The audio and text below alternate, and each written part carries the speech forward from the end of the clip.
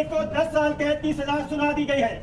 नवाज शरीफ को 10 साल कैद की सजा सुना दी गई है। दोस्तों अस्सलाम वालेकुम, मैं हूं आतिफ तौकीर। उम्मीद है आप सब एक अच्छा दिन गुजार रहे होंगे। इमरान खान और शाह महमूद कुरैशी को साइफर केस में सीक्रेट एक्ट के तहत सजा सुना दी गई 10-10 साल कैद की। बात यह है कि पाकिस्तान में पिछले 10-12 साल से जिस अंदाज का एक हाइब्रिड तर्ज का निज़ाम चल रहा है, उसमें सबसे ज्यादा नुकसान पाकिस्तान के इदारों को पहुंचा है। पाकिस्तान के जितने भी बुनियादी इदारे हैं, वो अदलिया हो कि पार्लिमान हो कि वजारत उज़्मा हो कि फौज हो कि पुलिस हो कि दीगर हो, उनकी पहले भी कोई रेपुटेशन बहुत अच्छी नहीं थी, लेकिन इस बीच में इस पिछले 10-12 साल में इन तमाम इदारों पर अवामी एतबार को मजीद ठेस पहुंची है।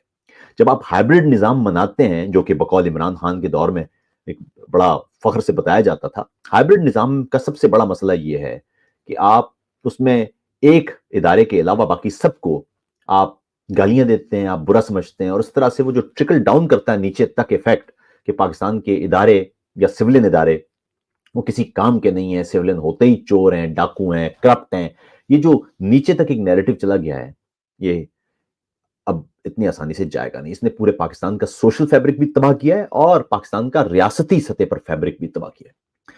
बात यह है कि पाकिस्तान में सिविलियन रहनुमाओं को सजाएं देने की तारीख बहुत तवील है। भुट्टो को सजाए मौत दे दी गई, नवाज शरीफ को कई बार सजा दी गई, बेनजीर भुट्टो अदालत की पेशियां काटते रहे, जरदारी कई साल जेल में रहे, अब इमरान खान को भी सजा आज सुना दी गई।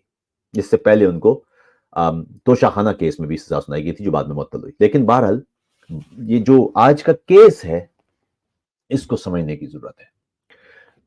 मैं उसूली तौर पर समझता हूं कि सियासी रहनुमाओं के खिलाफ केसेस नहीं चलने चाहिए और सियासी रहनुमाओं को मिल बैठकर तवील मुद्दती पॉलिसीज बनाना चाहिए। ये उसूली मौकिफ है। लेकिन साइफर केस, इसको जरा समझ लीजिए। इससे पहले मैं दर्जनों बार इस पे बात कर चुका हूं, इस पे सिफारतकारों से भी हमने बात की थी। पाकिस्तान का मसला यह है, किसी भी मुल्क का, वो सिफारतकारों से राब्ते के लिए एक कोड इस्तेमाल कर रहा होता है। वो कोडिंग किसी सूरत बाहर नहीं जाती। यानी आप ये देखें कि सिफारतकारों के वो मरासले जो रियासत तक पहुंचते हैं और रियासत के वो मरासले जो सिफारतकार तक पहुंचते हैं, वो कोड होते हैं। यानी बीच में वो इंटरसेप्ट हो जाते हैं, लेकिन उन्हें समझा नहीं जा सकता, क्योंकि वो जो कोडिंग है वो किसी को पता नहीं होती। मामला ये हुआ कि इमरान खान ने ये जो साइफर था, जो अमेरिका में पाकिस्तानी सफीर की जानिब से हुकूमत पाकिस्तान को लिखा गया था और उसकी कॉपी इमरान खान के पास आई, इमरान खान ने वो कॉपी पेश कर दी। और मजे की बात है कि वो ठीक वही फिर मरासला अमेरिका में एक अखबार में छपा। इसका मतलब है कि वो कॉपी वो अमेरिका में अखबार तक भी पहुंच गई मुबैना तौर पर। मामला यह है कि इसका मतलब फिर यह हुआ कि वो जो कोडिंग है पाकिस्तान की, जिसके जरिए पाकिस्तानी रियासत और सिफारतकार आपस में गुफ्तगू करते हैं, वो कोडिंग कोड नहीं रही।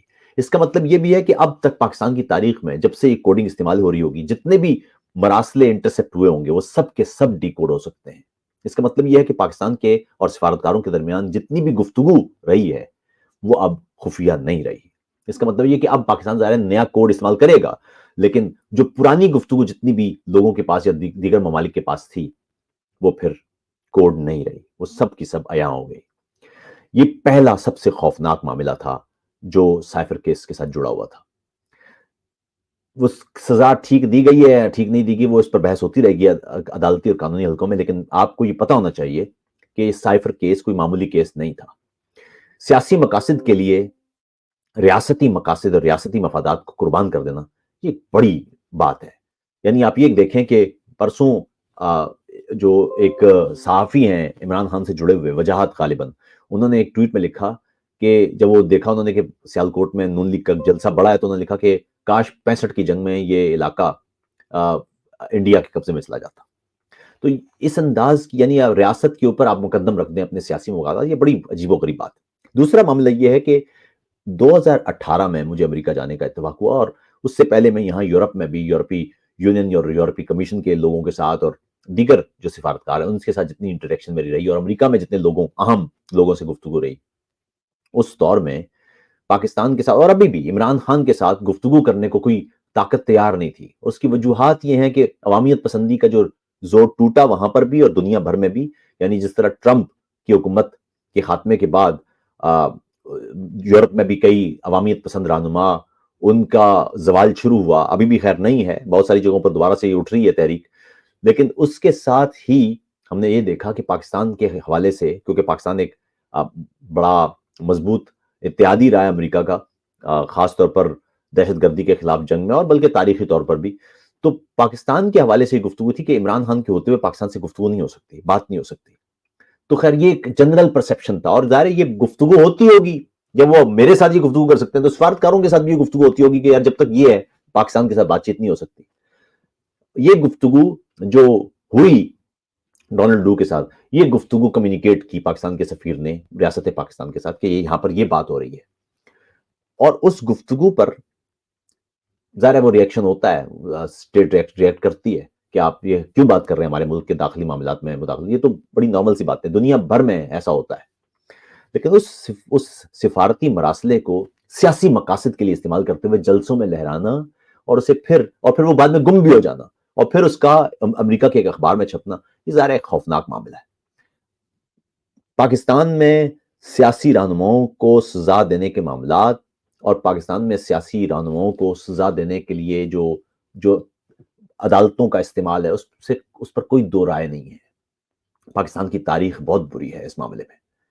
لیکن آپ کو یہ بھی سمجھنا چاہیے کہ عمران خان کے معاملے میں، گو کہ میں سزا کے میں درست نہیں سمجھتا، لیکن عمران خان کے معاملے میں یہ جرم بہرحال موجود ہے. یعنی آپ ریاست کے بنیادی کوڈ کو آپ عیاں نہیں کر سکتے. یعنی آپ یہ دیکھیں کہ آپ نے پورے کے پوری پاکستان کی تاریخ کی، جب سے کوڈ استعمال ہو رہا ہوگا، جتنی بھی کمیونیکیشن ہوگی وہ ساری کی ساری آپ نے اسے لوگوں کے رحم و کرم پر چھوڑ دیا. اپنے سیاسی فائدے کے لیے آپ نے پاکستان کے خارجہ پالیسی اور پاکستان کے جو خارجی امور کے معاملات تھے اسے قربان کر دیا. یہ ہے میرے خیال میں معاملہ، اور اس پر گفتگو ہونا چاہیے. مگر میں ذاتی طور پر سمجھتا ہوں کہ اس معاملے میں بھی سزا کی بجائے جو گفت و شنید ہے اسی کا راستہ اپنانا چاہیے. کیونکہ بات یہ کہ پاکستان میں بہت ساری چیزیں سیٹلڈ نہیں ہیں. پاکستان میں لوگوں کو حساسیت کا بھی احساس نہیں ہے. ایسے میں کسی کو بھی سزا دے دینا وہ بھی کوئی راستہ یا کوئی حل نہیں ہے. حتمی طور پر میری رائے میں سیاستدانوں کو جب تک یہ سمجھ نہیں آتی کہ وہ بیٹھیں اور طویل المدتی بنیادوں پر لانگ ٹرم پالیسیز بنائیں، طے کریں کہ کچھ چیزوں کو ہم اختلاف کے لیے استعمال کریں گے، کچھ چیزوں کو ہم اختلاف کے لیے استعمال نہیں کریں گے، اس وقت تک شاید پاکستان کو کوئی زیادہ فائدہ نہیں ہوگا. مجھے صرف 2018 کے وہ دن یاد آ رہے ہیں. اسی طرح ARY کی ٹرانسمیشن چل رہی تھی، اور وہاں پر صابر شاکر چیخ کے بتا رہے تھے، اس وقت اینکرز ہنس رہے تھے کہ نواز شریف اور مریم نواز کو 10 سال کی سزا ہو گئی ہے، 10 سال کی سزا. یہ پاکستان میں، اور اسی طرح جب بھٹو کو پھانسی کا اس کی سزا دی گئی ہوگی تو اس وقت PTV ہوتا ہوگا، اور اس پہ بھی ایسی خبریں سنائی ہوں گی کہ یار دیکھو کتنا کمال کا کام ہو گیا، پاکستان اب ترقی کرنے لگ جائے گا. پاکستان عمران خان کی اس سزا سے کوئی ترقی نہیں کرے گا. پاکستان کو ترقی کرنا ہے تو اس کا صرف ایک ہی راستہ ہے کہ پاکستان جمہوری راستہ پکڑے. اور جمہوری راستے کا ایک ہی اصول ہے کہ پاکستان کی تمام سیاسی قیادت وہ مل بیٹھے اور یہ طے کرے کہ پاکستان کو جمہوری راستے کی طرف لے کے جانا ہے. اور کوئی راستہ مجھے نہیں نظر آتا کہ جو پاکستان میں بہتری کا باعث بنے گا. اپنا خیال رکھیے. السلام علیکم.